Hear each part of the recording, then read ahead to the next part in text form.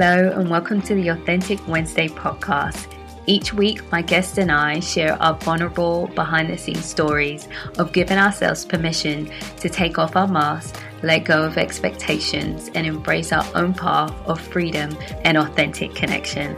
I'm your host, Bianca Hughes, a lover of authenticity and a licensed professional counselor in Georgia. Hello, everyone, and welcome to episode 6 of the Authentic Wednesday podcast. If this is your first time, welcome. And if you are coming back, welcome back. I always want to say thank you. Thank you so much for your support and listening and sharing the podcast. It is always appreciated. Thank you so much. One of the things I love about this podcast is I feel like I can share things that have happened to me and kind of share how I process things, how I work through things, and just kind of make sense of them in different ways. And then especially as I work a lot with perfectionism in my practice and deal with my own perfectionism, I always like to share with other people things that have helped me along the way. So today we are talking about expectations. One of the reasons I want to talk about expectations is I find unrealistic expectations happen a lot with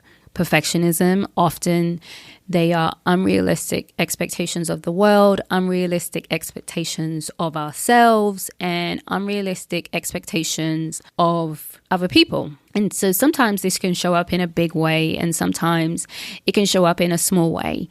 But it can be really devastating when our expectations are not met that we have, and sometimes we haven't communicated or are unrealistic. And so I want to share with you something that happened to me just a few days ago about my expectations and how I responded. So I just want to share with you guys today, and then just talk a bit more about dealing with expectations. So the other day I went to the doctor and I got a prescription. And after I left the doctor, I went to run a couple of errands, did a couple of things. So by the time I went to go pick up my prescription, it was almost 2 hours after I had been to the doctor. So they had, of course, phoned it through. They had phoned it through to the pharmacy for me to pick up. And when I got there, it wasn't ready. And so I said to her, well, it was rang through almost 2 hours ago. And she's like, no, you have to wait another 30 minutes. Now, I went to actually a store to pick it up. So a grocery store to pick it up. So I didn't have anything to buy in the grocery store. I just went to pick up the prescription. I was irritated. I was mad, annoyed, frustrated. And I just walked off. I said, no, don't worry about it. I'll just come pick it up tomorrow. I didn't have 30 minutes. In my mind, my expectation was, I've given you guys a few hours to kind of get it together. I've given you a few hours to work on this. Why is it not ready? And now you want me to wait another 30 minutes. I don't have 30 minutes to wait. Or shall I say, I just don't want to wait 30 minutes. And of course, it wasn't urgent. But I walked off feeling irritated, feeling annoyed, feeling frustrated because my expectation was not met. And I was like, Bianca, why are you so irritated? Why are you so annoyed? It's a prescription. What is going on? And like I said, first of all, my expectation wasn't met. I had an idea of how it should all work out. And it should all work out this way. There is no other way for it. In that moment, that was my mindset and that was my focus. It was very black and white. There was also the aspect of me being self-centered. There was me not considering. And also, I had no control. I had no control of my expectation being met. I had no idea when it would be met. Even if she said 30 minutes, I still didn't trust her. I still didn't believe. And I know one of the reasons I didn't want to stay is I didn't want to wait 30 minutes and it still wasn't ready. My thinking was very black and white. It has to either be this way or that way. So I walked out, like I said, and I really thought about how I acted and behaved, but more importantly about how I responded. Was that really necessary? Also, what was really going on? As I began to peel back the layers, I realized what was really going on. We have these things called core beliefs. And often in different situations, they may trigger a core belief. One of the core beliefs that I've personally struggled with is not being seen and not being understood. In that moment, for me, what that was triggering is you are not seeing me. You have not seen that I have given you some time. And it sounds really selfish when I'm saying this. You have not seen that I have given you some time. I kind of adjusted my expectation. You have not seen that. You have not seen that I don't have 30 minutes right now and I have given you, and I really need you to help me right now because I don't want to feel this frustration and anger. Really? Sounds so self-centered. But it's the truth, right? Because that's what happens sometimes in these moments. Like we just start thinking about ourselves. That is human nature. They wasn't understanding me in any way that I'd given you 2 hours and it's still not ready. Like it should be my expectation. Well, just hurry up and do it. That was really my expectation. So that I would feel okay. That I would feel like someone saw me and saw my need. And that is what it triggered.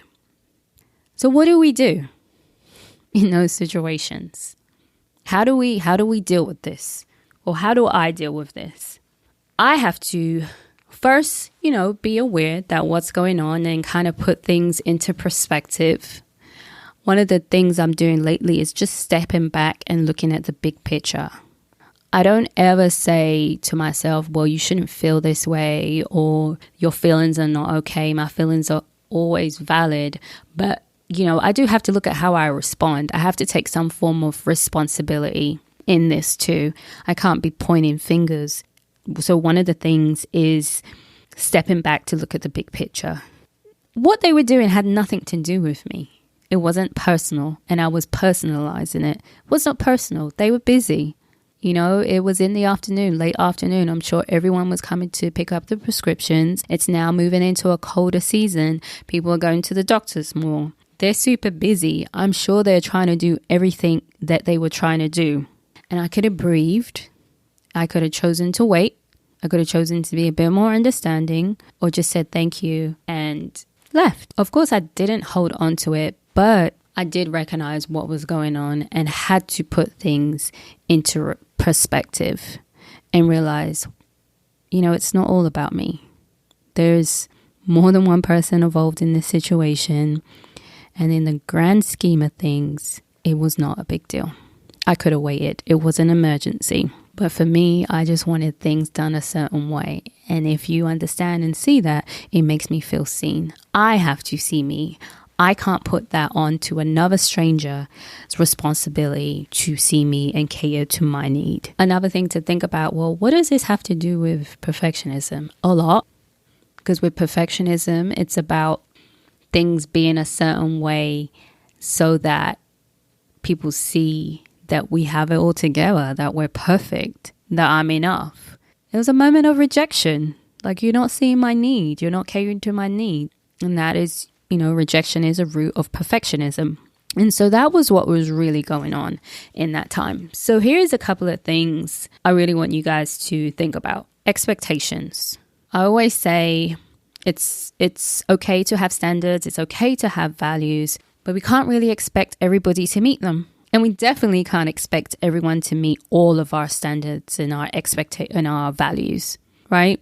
So we have to be like, how realistic is this? Expectations have to be communicated. And when I'm referring to expectations being communicated, I'm talking especially in relationships. Any form of relationship. If you think about your work relationship, when you get a job, you have your job description. Those are the expectations, right? And then the company also shares, how they offer their values and what they offer. And you would expect them to meet their expectations, right? Those expectations too. And if they're not met from your side, you get a warning and you may lose your job, and vice versa. If the job is not meeting your expectations, you will look for another job, but they are communicated. But often what we do in relationships, like personal, whether they're friendships, family relationships, romantic relationships, is we don't always communicate our expectations, and we get mad when they're not met. And sometimes we do communicate our expectations. Sometimes those expectations, though, are unrealistic. And then sometimes they are very realistic, but people don't always meet them. And that's frustrating.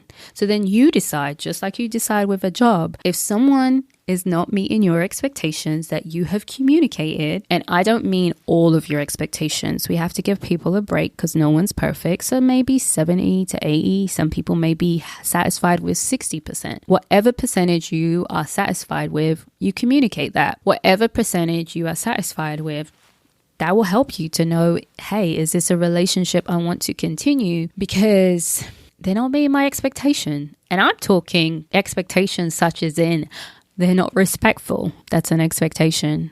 If someone's not respectful and they're not meeting that, it's still an expectation. I'm not talking about grandiose. I expect you to call me at this time every day, blah, blah, blah. We're talking about those values and those standards and meeting those. But we give people wiggle room because we're not perfect and we're not always going to meet someone else's expectation. And so when you think about a job, going back to a job, if someone doesn't always meet an expectation, they don't get rid of the person straight away. They give them opportunities to grow and develop. And likewise in relationships.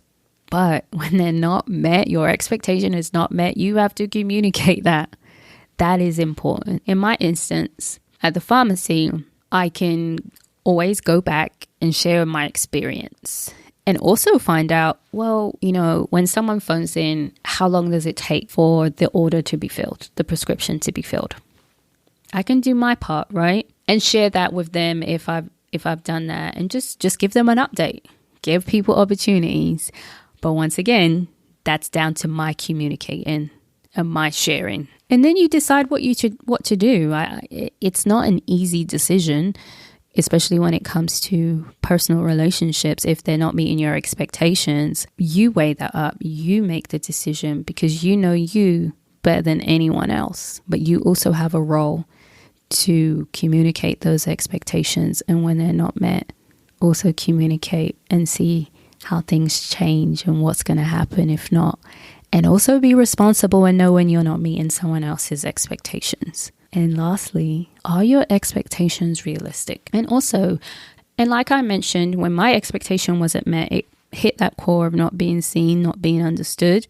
And so when your expectation is not met, I want you to think about that. What is it triggering? What's that core belief? Is it, I'm unlovable, I'm not being seen, I'm not being known, no one listens to me, nobody cares about me, I feel overlooked, I'm not important? What is it triggering in you? Next time you get a bit irritated or annoyed. And then ask yourself the question, is it my responsibility or that other person's responsibility to see me, or is it both?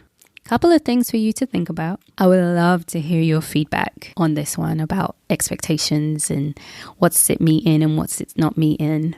I would love to hear your comments. You can always email me, podcast@biancakahughes.com, or you can drop a note on the Instagram on there as well, the Authentic Wednesday podcast Instagram. I would love to hear your feedback.